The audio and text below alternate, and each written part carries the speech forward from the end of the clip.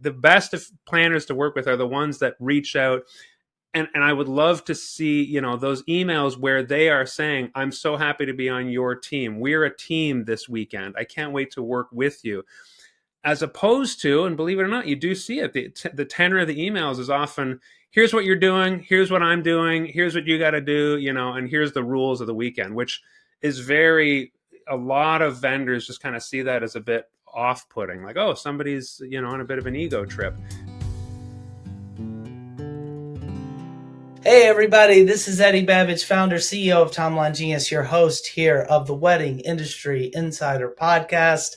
I am here with Mark Allan Groleau.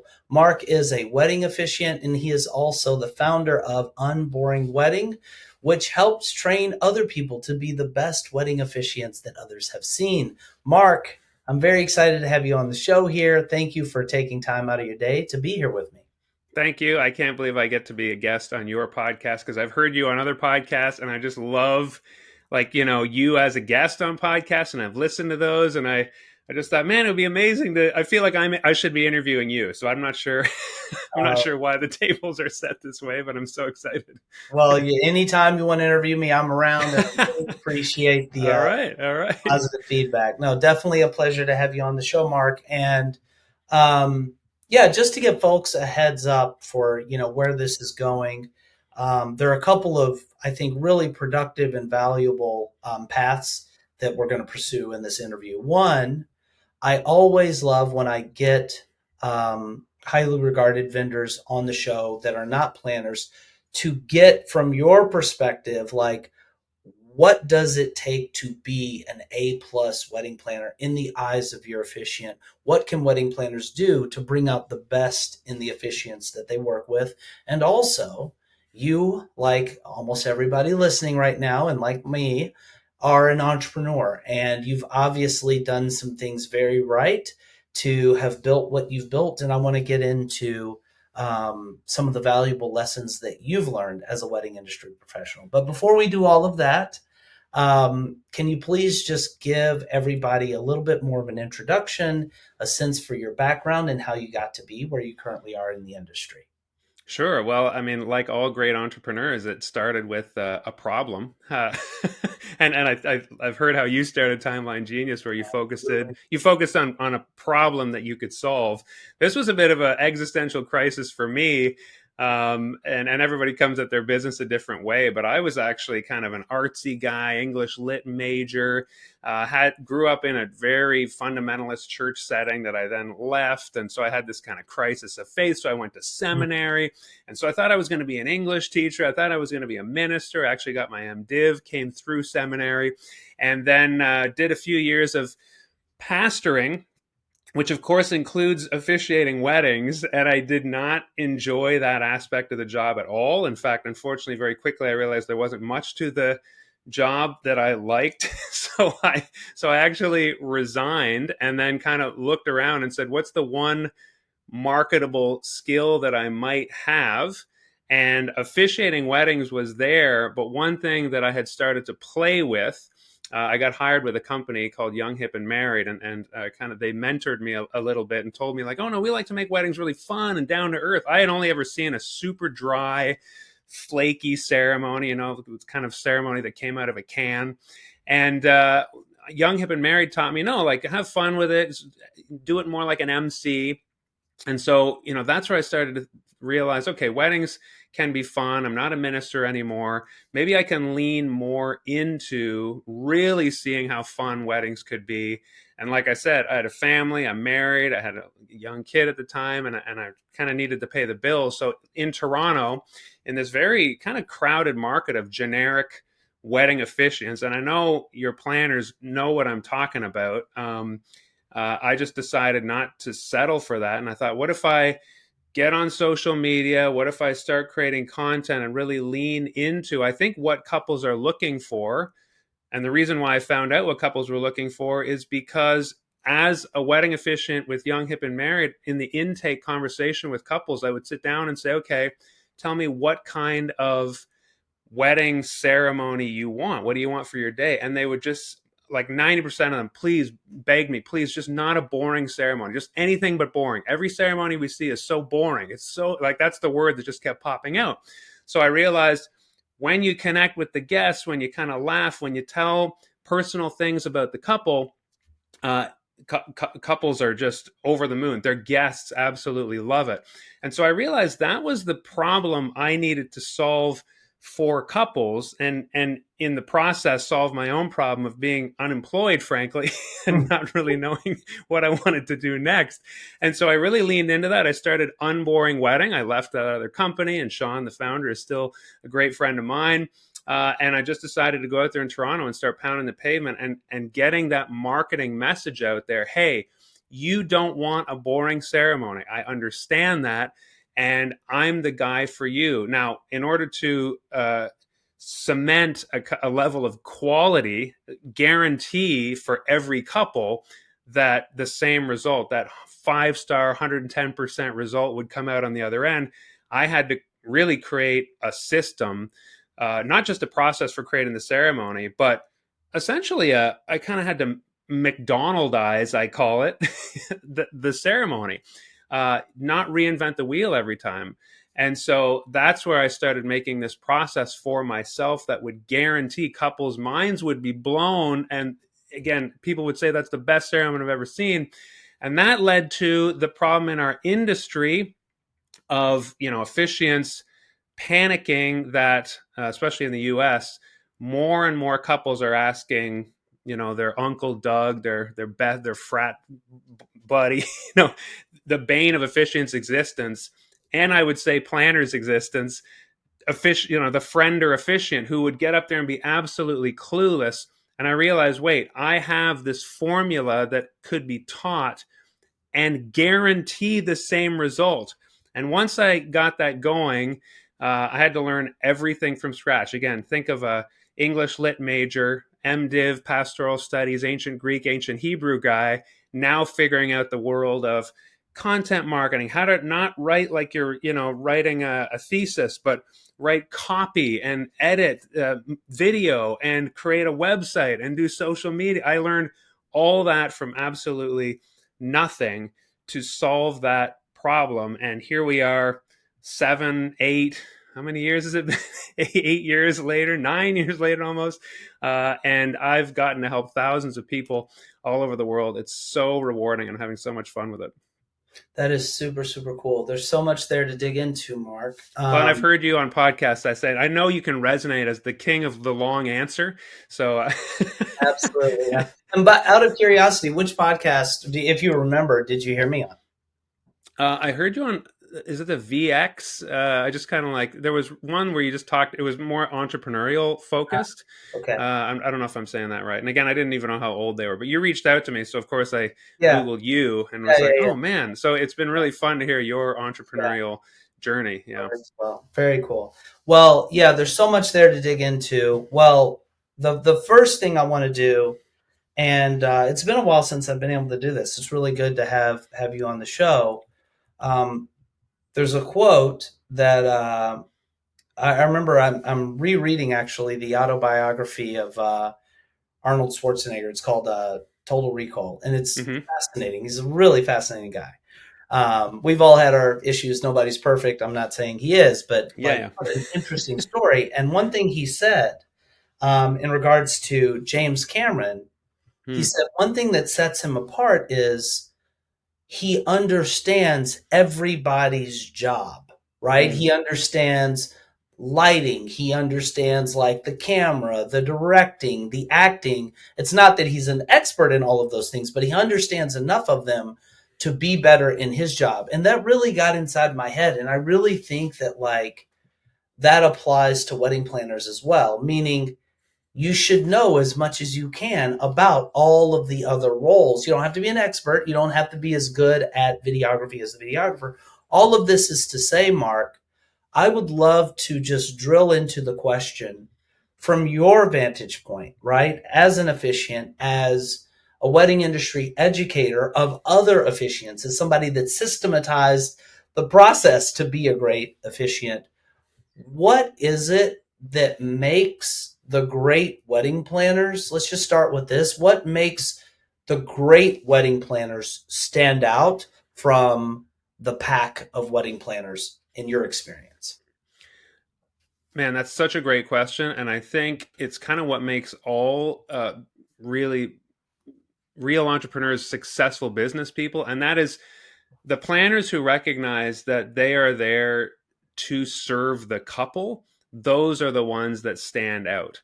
I have worked with many planners myself, but I also have the unique position of having trained thousands of officiants all over the world who are kind of intimidated by the planner, rightly so. Planners are very type A, got everything buttoned down. They're amazing at what they do. I love planners. I want every single one of my couples to have a planner. And the best planners that I work with are the ones that see the vendors as a team. Like we are a team of colleagues. The planner kind of is like the quarterback, I would say. You know, the initial emails often go out, hey there, here's a timeline of all of the vendors. You guys, we're going to be all working together, and realizing that the couple are the heroes of the day and we are all there to realize their vision. That sounds like pretty basic and fundamental, but I have run into planners, and of course, in the officiant world, like in any industry, you get together on Facebook groups and you see all the, oh, look, here's what I encountered this weekend, and the stream that seems to be common among officiants and other vendors that bump into planners that aren't the greatest to work with. It's kind of an ego trip or a sense of superiority. All of you guys need to listen to me. I'm the boss of you. And here's one thing that I tell my audience. I say, anybody I train, members of Unboring Wedding Academy, wedding planners, it's kind of like customer service when you're checking out at a retail store at a cash register and the person behind the register is really rude and mean to you. It's not because of you. It's because of the 50 other customers they met that day that were really we're not allowed to use bad language on this podcast, You really can. rude and mean to them. Right? Real dicks. And Yep. so I say, that is how planners often come at officiants. Is we have a crisis in our industry, especially with the frienders. But to me, the reason why couples are moving to frienders is because the pool of professional officiants has been so, the quality has been so low. I don't think couples would be moving to friends and family to officiate if professionals had always been impeccable and immaculate and amazing at what they do. So I say planners are going to come at you under the assumption, unfortunately, that you know very little, you're going to be clueless, and you need to be kind of moved around like a traffic cone on the day. So it is incumbent on the officiant to show how polished and prepared they are with their script, to respond to emails, to show that planner that they know what they're doing and that they want to work together. So that it's really easy to do that with a wedding planner, and this is the answer to your question. I'm answering questions the way you do on podcasts. Coming around to the answer here, the best of planners to work with are the ones that reach out. And I would love to see, those emails where they are saying, I'm so happy to be on your team. We're a team this weekend. I can't wait to work with you. As opposed to, and believe it or not, you do see it, the tenor of the emails is often, here's what you're doing, here's what I'm doing, here's what you got to do, and here's the rules of the weekend, which is a lot of vendors just kind of see that as a bit off-putting, like, oh, somebody's, on a bit of an ego trip. Like I said, to me, planners are the quarterback of the day, which is super important, and I know where they're coming from. But understand that you do have that power and come at it more as a team. That's, I think, I can speak on behalf of many officiants, if not the whole industry, to say those are the planners we love to work with. And there are so many planners I adore in New Brunswick that just love working with them, and that's the mindset behind it. And what's the difference, Mark, in terms of, or I should say, what's the impact or effect of a planner coming in one way versus the other? Like a planner coming in with more of an ego leading presentation, more of a kind of, I'm bossing people around, I know what's up, you don't. What's the impact of taking that approach as a planner versus coming in with a very like explicitly team oriented mindset, humility? Like, what's the effect of coming in one way versus the other? I think the answer is two words, and you said them, James Cameron. James Cameron makes great movies, but I think he hires, and I know this is a bit different because your couple's doing the Yeah, hiring, but he hires an amazing DP. He hires, the actors he wants. He hires the lighting crew. The casting director, like he puts those people in place and says, you guys are the expert. Now, of course, he is the director. So, the planner is similar, where I think when they come at it and say, we are serving our couple, we are all here to make their day realized, then everyone can do their jobs the best they can. I find a lot of unnecessary friction in weddings comes from a planner who thinks they know more than the officiant. Again, benefit of the doubt, because of all the officiants they've worked with who are no good. DJ, right, I know more than the DJ. Planners have worked with so many terrible DJs. I get it. The right, caterers, etc., all down the line. And so that really is the answer of it's a really great production when every vendor is incredible and they're allowed to flourish in their space. Now, planners, I think, have the unique, different from James Cameron, like I said, the unique responsibility to figure out which vendors maybe are not top quality and which right. ones are. Uh, Planners do have a lot of authority, though, early in a couple's journey to recommend and refer top vendors. Now, again, I understand that a lot of couples are saying, okay, we'll take your DJ recommendation, we'll take your venue recommendation, we'll take your caterer recommendation, but we want Uncle Tim to officiate the wedding. He's never done it before and he's terrified in front of people, but we really love him. In that case, a planner is thinking, oh my gosh. And again, I love getting on the floor at Wedding MBA, and I've talked to hundreds of officiants who, man, that is a bad feeling. I get it when you're like, great, everybody's amazing, except the officiant is going to be a dud. That's the problem I'm here to solve, because I think the ceremony could, should, and can be uh, commensurate with the rest of the incredible production of the day. That's really important to me. The ceremony doesn't have to be like, get through this, then the jaw dropping, face melting production starts. It should start at the ceremony. And a planner who takes that team approach and has correctly identified who is the top of their game and maybe who isn't, I think has the ability to really help things roll out smoothly. Well, that really resonates with me on a personal level, Mark. I know that for me and my wife, like the ceremony was by no means a throwaway part of Mm. the wedding. The ceremony was, and our friends were very like smitten, just very like engaged in and just kind of wowed by that piece. So yeah, I really agree with that mantra So of you like got married what year? Sorry, I don't want to put you on the spot. 2010, 2010. 2010. Okay, you answered that really easily. Good job. Yeah, yeah, So, and back in 2010, I'd say that was very, very rare. Like, again, I started in 2017, still trying to crack the nut of the ceremony that where everyone's just like, let's just get through this. yeah. What was it? What was it about your ceremony that made it That's a great so question. wonderful for So people? I think if I'm honest, the core of it really was, it really just grew out of the fact that my wife and I just have, I mean, we're just soulmates Mm, and our relationship is just kind of like this rare magical thing. And our vows and our officiant were just perfectly like reflective of it, like what we said to each other.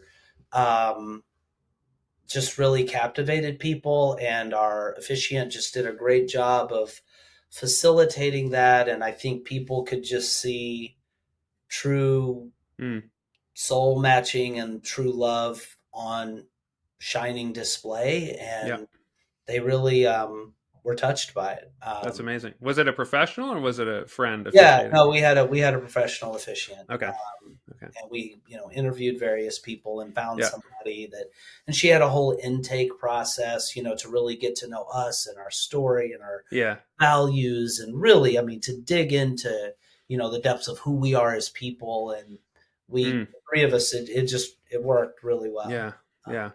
That's my concern now. AI obviously wasn't even a thing back then, but you know, the nut that I've been cracking is couples who ask their officiant, "Will you, their friend, will you officiate for us?" And their friend says, "Yes," and then the friends would say, "Thank you," and that's it. That's all they would say. And then the couple, the the friend officiant, uncle or whatever, was left totally on their own, and they'd Google, oh my gosh, how the bleepity, how do I officiate a wedding? And I've worked very hard since 2017 to be the number one on Google, the number one on YouTube, the person you will find when you Google that. But now I feel like I'm almost back to square one, where officiants feel like people getting married feel like they're doing their friend a favor by spitting out an AI script and saying, Uncle Bob, will you marry us? Here's a script we generated with AI.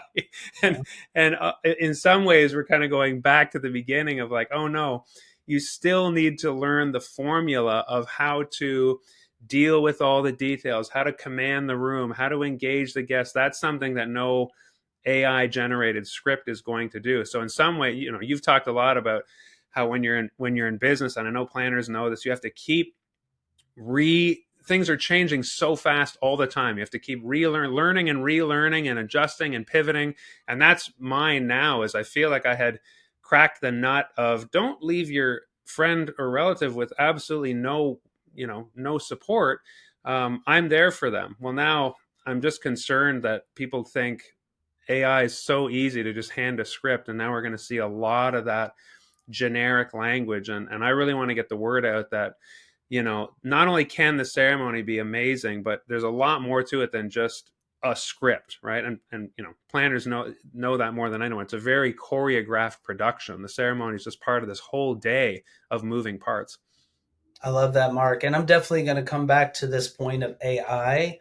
But just to kind of wrap up this other line of thought, because what I heard from you is that a planner that comes in with a team oriented, humble approach, that they're going to get more out of you and other people as the officiant, that you're going to Mm. get a better version of the officiant because you're being collaborative rather than dictatorial, right? Yeah, yeah. Um, And I think that's true of somebody who knows a ton like me and yeah, somebody who knows nothing. Like again, if planners see themselves as the quarterback, if you're the Tom Brady and you look at your team and be like, treat them like they're so much lesser than, well, they're probably not going to respond to you the same way. yeah, Whereas planners need to know how vaunted they are. Like, everyone's intimidated by them. We know that they run the show. And so when you take all that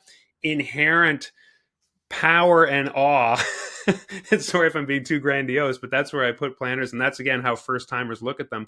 Oh my gosh, these professional planners are so intimidating. If you right, take that and say, okay, hey, you're a first timer, what do you know? Can I support you? How do you plan on doing this? Or somebody like me who's going to encounter a planner, I don't like being treated like, okay, you probably know nothing. And again, all the people that I train. And so there is that sense of like, how can a planner suss that out? And I think it is that posture of just being curious about, okay, what's your process? Without being challenging, but that is the challenge of being a planner, is figuring out where people fall in terms of experience. And like your officiant was very dedicated, did a lot of work.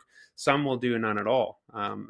It is incumbent on the planner to kind of figure that out, I think, to get the best out of the team.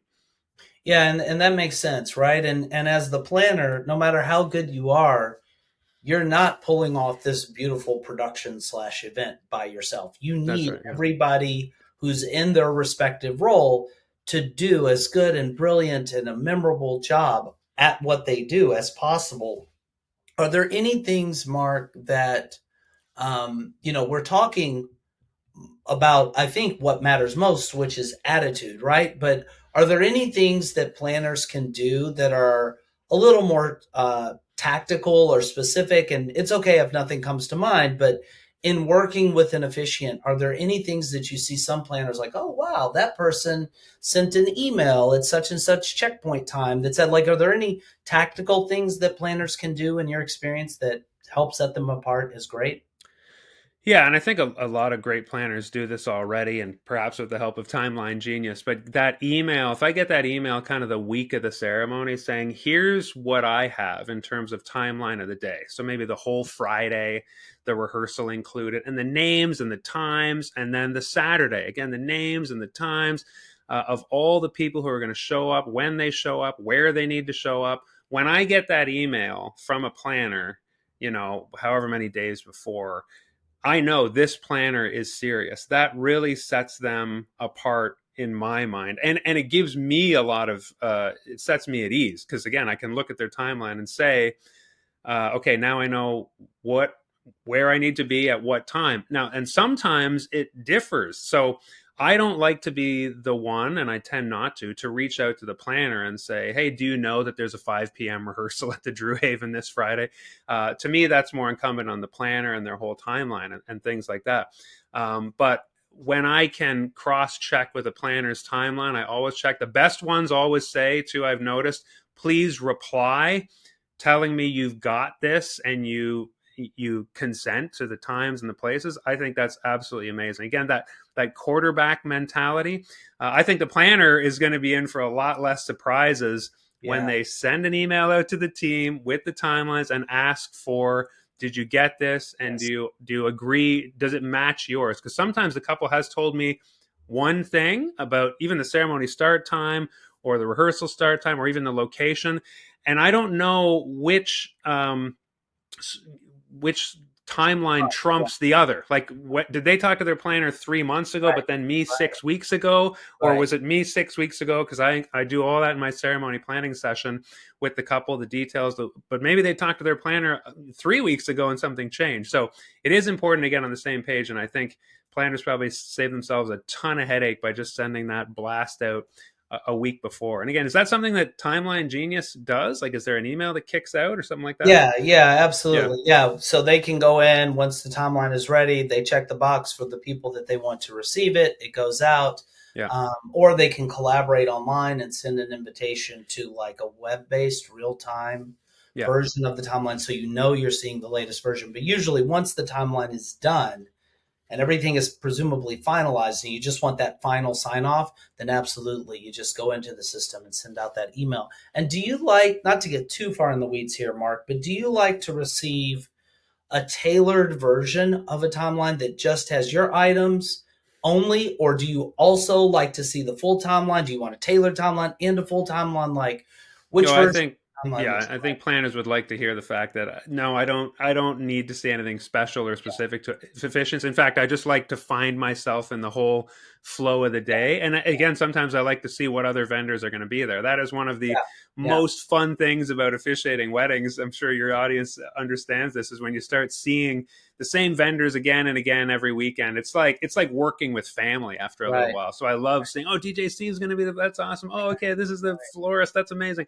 The photographer, this is my favorite photographer. So I like seeing all those names. So no, nothing tailored. I do know that officiants feel a bit stepped on when a planner will send that pointed email. Hi there, officiant. Please send me the script so that I can whatever. Planner officiants are typically like, whoa, no, that's my script. You don't need to see the whole script. So I've never been precious and proprietary about my scripts, because again, the crown jewel of my ceremonies is the couple's love story. I don't tend to get too flowery or proprietary around my transitions or my vow wording, or it's like, if it's the love story, that's the heart of every Unboring wedding ceremony. Well, that's going to be completely different every time. But also, I'm not going to send that to the planner. Even the couple doesn't see it. I deliver that, and this is what I teach my members, is you deliver that for the first time. Everybody's hearing it. Like this past weekend, I love when the kitchen staff are all poking their heads through the doors because they know, I'm officiating. It's going to be a great story, and they all want to hear it. So that's really fun. So I would just say, just send that generic, here's the timeline. I find myself on it. I get a lot of peace of mind knowing, okay, great, I'm on the same page. I have to show up at 4 at this place for the rehearsal and the ceremony, etc. As a wedding planner, you know how important it is to create detailed wedding day timelines for your events. But creating your timelines can be a tedious and time-consuming job. Until now. Because Timeline Genius lets you create beautiful, detailed wedding day timelines with ease. And it keeps everything you need on the wedding day in one central place. Here's how it works. First, Timeline Genius saves all your clients, vendors, and venues in your Rolodex, so you don't lose time looking for their information. And when you're ready to create a new timeline, you simply enter the key information for your wedding. Click a button, and voila! Timeline Genius magically gives you a customized timeline for your event, where all the details are laid out and the times are calculated for you. From there, you can easily edit your timeline by adding or deleting items, inserting images, changing font styles, and customizing everything to your liking. You can also instantly shift the times for as many items as you want. And when it comes to your clients and vendors, Timeline Genius lets you give them the highest level of service. You can send them tailored timelines, showing only the items they're involved in. And you can collaborate by inviting them to a mobile-friendly, web-based version of the timeline. You can even set text message reminders to automatically go out on the wedding day. And once you've completed your perfect timeline, you can download it or email it out as a beautifully styled PDF. And that's Timeline Genius, a smart software that will help take your wedding planning to the next level. Start your free trial today. Well, I said I would come back to the point of AI. As a tech entrepreneur, I just think that we're living in, one of the most exciting times in history. There's, also good room for concern and fear. And as with every technological breakthrough and revolution, there are pros and cons. Tell me a little bit more about how you see the impact of AI in your role as an officiant, and other people's roles as officiants. Yeah. Well, I mean, as you know, the fundamental tenet of being in business is solving problems. And so if you have no problem to solve, you don't have a business. I'm trying to think, when you were selling nachos to your parents That's it. in that restaurant, what problem were you solving? Maybe that's why it didn't last. That's why it wasn't a real business. Yeah. Just because you're their kid. Yeah, exactly. And they were buying all your Buy ingredients. our food back from you with our money because we love you. That's right. So I keep testing outside of the house. So yeah, exactly. So it was that kind of phrase of existential crisis that I told you early on when I was like, I'm not in ministry anymore. I realized that wasn't my thing. What I loved was writing papers. I loved studying. I loved teaching. Those were the things that gave me life in seminary. In that's why I wanted to go to teachers college. So when I realized, oh wait, those are transferable to the wedding industry. I love performing and communicating and speaking and teaching. That's when I realized, oh, there's lots of overlap here. In terms of AI, I think it is, like I said, solving the problem for couples where they feel like, and there's big companies out there that will just like, you put in a bit of information and they'll spit out a script. And again, I would say the emphasis is on the wrong thing there, where you think that a wedding ceremony is about all the flowery words that are spoken. You hinted at it about your ceremony. It was about your vows to each other and just oozing that love. People start weeping when the couples say their vows to each other. Now, again, the officiant just needs to sit back for that and try not to cry themselves. So that's like the sacredness of a ceremony, is where the couple's saying their own vows. And the other stuff, again, we're facilitating their day with language, but the unboring part, the part that I teach, that unboring wedding formula, is the love story. And there's a specific craft to telling a love story, 10 points that I teach in the course that AI just can't do. Now, I created the love story caster a few years ago. I spent like 100 hours on Postman. If you're in development, you know what that was. Just creating this prompt that would create a love story that sounded natural. It sounded like the way I would tell it. The difficult thing about it was to get Marrier A's answers and Marrier B's answers to combine and braid together. It's easy to type stuff into ChatGPT window and then say, make this into a fun story. But what I wanted was my 3-act love story formula, and both marriers, both people getting married's answers kind of weave together like a braid through that story. That took hundreds of hours. This is kind of before anybody really knew what AI was. So that solved the problem for me of looking at the couple's answers to the 3 questions I asked them, which, hey, bonus for you, freebie here. How did you meet? Tell me about the first date. and tell me about the proposal. Those are the three, because that's where all the magic is. That's the 3-act love story. I love how couples met. Maybe they weren't fans of each other. Maybe they thought, was a weirdo there. I don't like her. Well, I'm head over heels for her. Well, I think he's weird. It's so great. Then their first date, which is always full of drama, maybe clumsiness, maybe nerves, maybe beautiful romance, or all of the above. And then the proposal. That's really fun. So, I've crafted that love story formula, and I got AI to put those answers together in a way that wasn't too kitschy, wasn't too silly, wasn't too serious, wasn't overly flowery, etc. Because I realized that was the hardest part for my officiants in my program, was the flashing cursor, the blank screen of just like, okay, here we go, read their answers and try. Now, again, I taught that, but it's always easier to have something to start with and then kind of edit it down. So that was what I call the love story caster.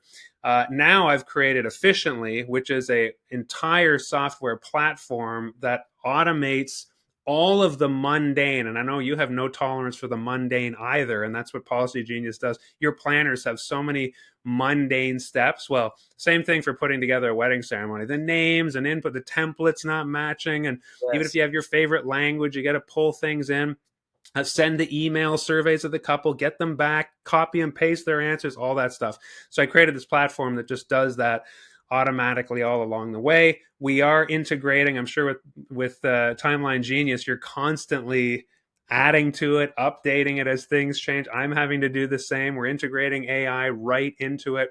So AI is explosively helping me with my production. Every time I do a YouTube live, which I'm on there a lot, I use AI to cut that up into clips. Then I use AI to push it out there. I use Restream. Technology is amazing, but like I say, I am very concerned that couples will think they're solving the problem of putting together the ceremony with AI.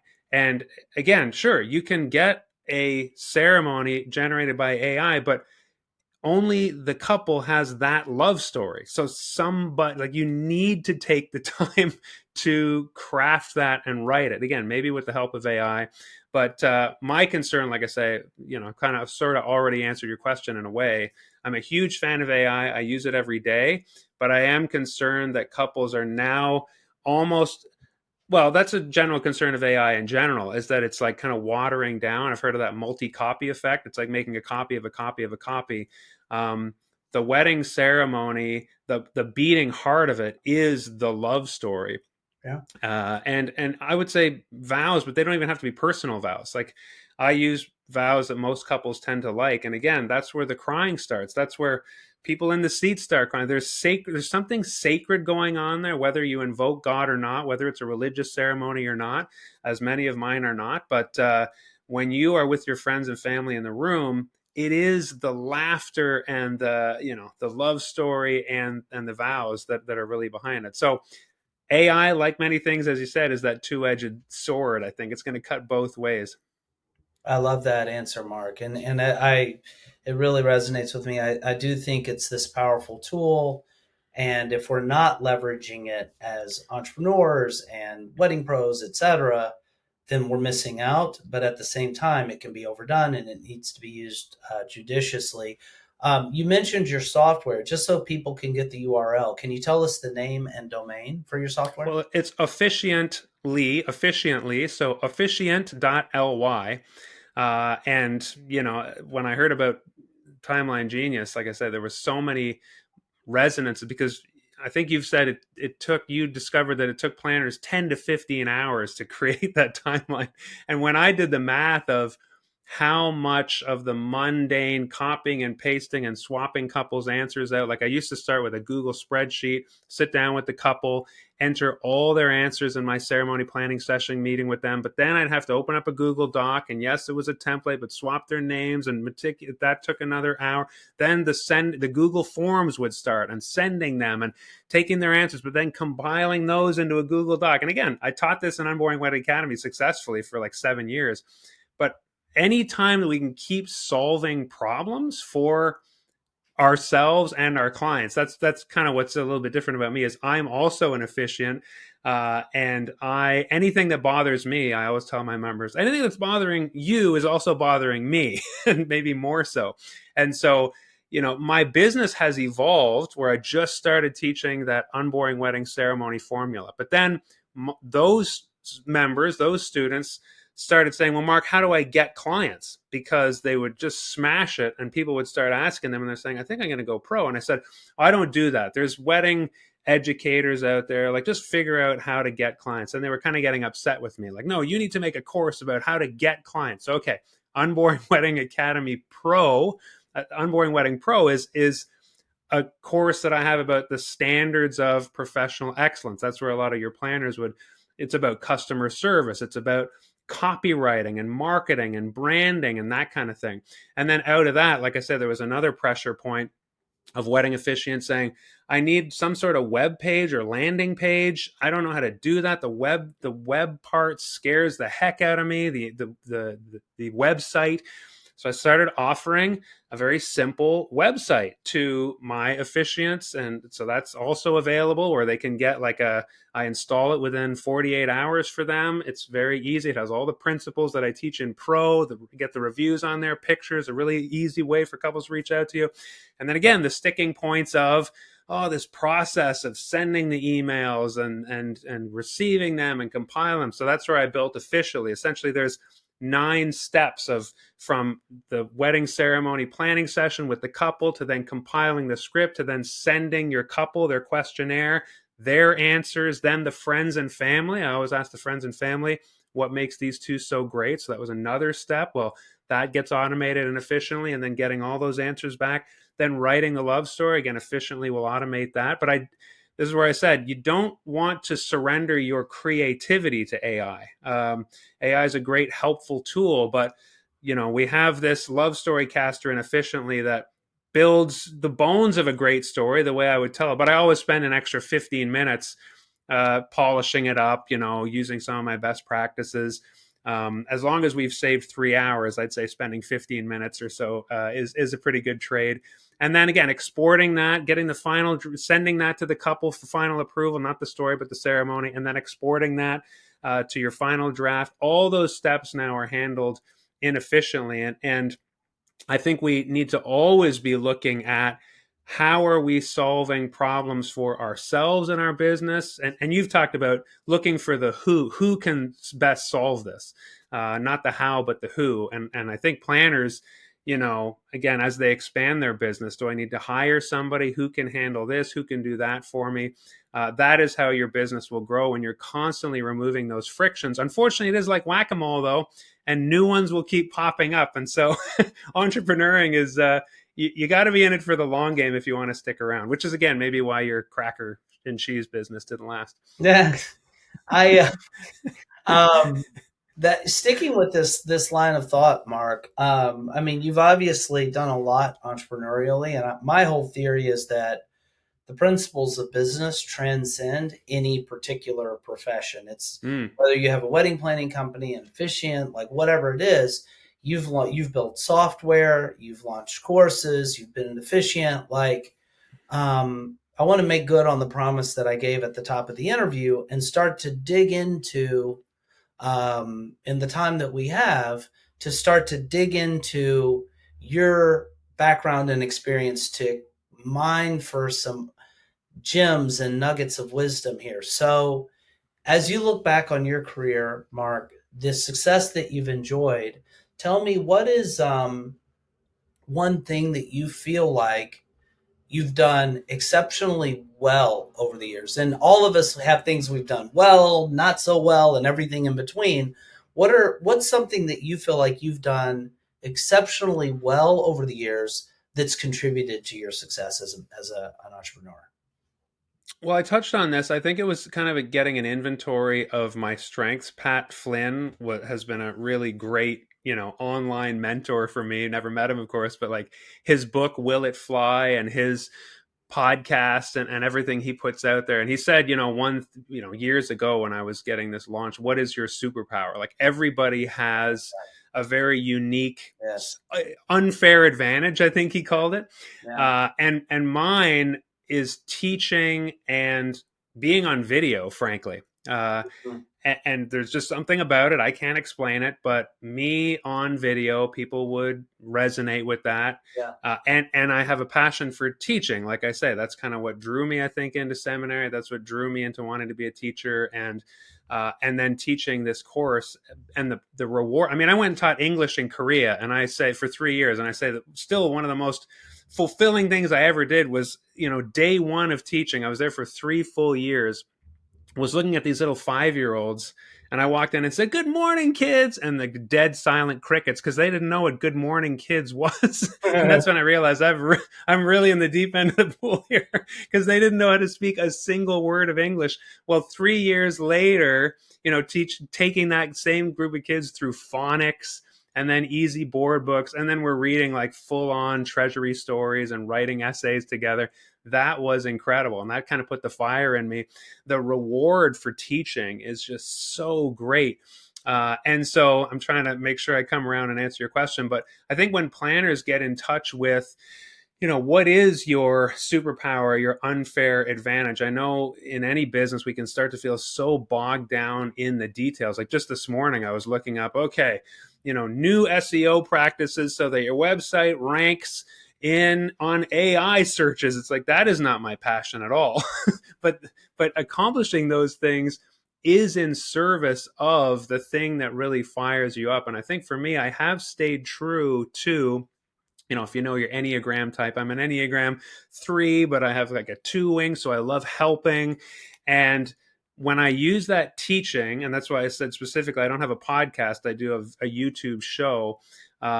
When I use that video medium that seems to work for me, and I teach, and systematizing was really big, because I realized if I'm going to teach something, it has to be a system that can be replicated, not just by me, but by everybody. And the result has to be guaranteed. And this is where planners, I think, are really great at this, replicating that process, guaranteeing amazing results. And I just want to tell planners, I know what it's like when a couple doesn't have a planner at their wedding. And a planner literally can't know what it's like when they're not there. But I know what it's like. That's why in my ceremony planning session with my couples, when I say, "Who's your planner?" and they say, "Oh, nobody," I always tell them, "Okay, that's not a great idea. If you want to enjoy your day, please get a planner." And to me, that is the problem that planners are solving, is if you want to enjoy your day, you need my services. If you don't want to be stressed to the max and be dealing with every little problem, right? So, when you're clear about what the payoff is at the end, and for me, it is the Monday morning emails that I get from members of Unboring Wedding Academy, the uncles, the best friends that say, "I cannot believe what happened on the weekend. It was one of the most gratifying moments of my life to officiate a wedding for my whatever goddaughter." Uh, that payoff, that's the big why, right? Is what you're doing ultimately. You're going to get in the weeds of your entrepreneurial business and all that kind of stuff, making the money and doing all the things, but staying true. What is getting you out of bed? What originally was so rewarding about this? Sometimes we can lose our way as entrepreneurs and forget that true north of like helping people. I'm a big fan of storyboard, building a story brand, and is it Love that Dennis Miller? Am I book. saying that? Donald Miller. Yeah, for Donald sure. Miller, yeah. Dennis Miller is the other Fantastic. guy. And seeing yourself as the Yoda, and they are, the Luke Skywalker. That little, I never forget that. My couple is Luke Skywalker when I have my officiant hat on, and my student is the Luke Skywalker when I'm teaching them how to officiate. So I'd say, find out what it is that fires you up, but also what's your, going back to Pat Flynn, giving him all the credit for this, what's your unfair advantage? Maybe it's like that type A, maybe it's super organized, maybe it's very charismatic, maybe it's, I don't know what it is, but something got you into doing this. And entrepreneuring is really hard, especially when things are changing. It's exhausting. It's always moving, always changing. You got to kind of cling to that and find the joy in it. And I think a practice, I know you're big into meditation, and that practice is going to give you the longevity you need. I love that, Mark. Yeah, and I echo that. There's so much more to that. Like I do believe we all have superpowers, and one of our on the flip side, I think one pothole that we can all step into sometimes is thinking that we have to do everything exceptionally well, when in Mm, reality, each one of us has things that we're hardwired to do exceptionally yep. well and things that we're not going to do as except because it's somebody else's unfair advantage. So I love that advice to kind of find your own superpower as an entrepreneur and lean into that. Mm. Um, I have a question that I definitely end every interview on, but I have a few other points I want to get to before talking about that. First of all, you and I talked in the pre-interview about, very candidly, the fact that like it's better when there is a planner, and also you want planners to know, in the same way that a wedding needs a planner, a wedding needs a good officiant, and if it's going to be a friend of the couple, they should at least have more than chat gbt at their disposal. They should have some training so they can get smart. um, this is a resource that can help planners, right? Like Mm. if they, because the wedding can be immaculately planned, and then if the officiant is bad, that's not good. So tell planners how they can direct other people, their couples that are kind of just having a friend officiate, how they can direct people to your service so they can get better officiants at the weddings they're doing. Okay, yeah, and again, my service is really tailored to, if you're thinking of a continuum, there's lots of services out there now that are well funded, and they're going to be, in this sponsored, they sell ads, and they're going to basically say, we will write a script for you. So that's on one end. It's kind of the AI generated script. On the other extreme, you have courses for full on celebrants who will do baptisms and baby namings and join our team of officiants in X specific location. And so I realized, like, so you have those kind of extremes, and maybe they're solving problems for certain people, but for me, kind of the real world couple that's wants their friend or relative to officiate, that friend or relative is just going to say, and I get these emails all the time, I'm just doing this once. I just want to do it well. I'm terrified that I won't do right by my couple. Again, it's my goddaughter, or it's my best friend's son. They asked me to officiate, or it's my kid. And again, that's a side note. I don't know how you would officiate your own kid's wedding. I would just weep the entire time. I'm kind of a crier, but a lot of parents officiate their own wedding for their kids' weddings, and that's where I want to say to those people, okay, I have the formula and the system that you can follow A to Z, or Z in the US, and it guarantees the result that you will be one of the best officiants anyone's ever seen. So I'm inviting planners to share that good news, and I think I'm going to step all over the toes of the thing you might ask me at the end, which is kind of, what do I wish planners would know? And I want planners to not settle for an officiant that's anything less than excellent. And now excellent is going to mean different things to different couples. So some couples will want maybe a very straight-laced traditional ceremony with no laughing. And for me, I would say that's why I always have a chemistry check with the couple, I call it, when they want to book me.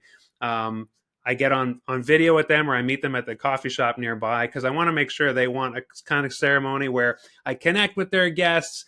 There's lots of laughter. There's lots of joy. I tell their love story. I'm not the right officiant for you if you want something super serious and straight-laced. So some couples, that won't be their idea of excellence. But to me, any officiant, professional officiants, I'm going to go to Wedding MBA and speak to a room of professionals.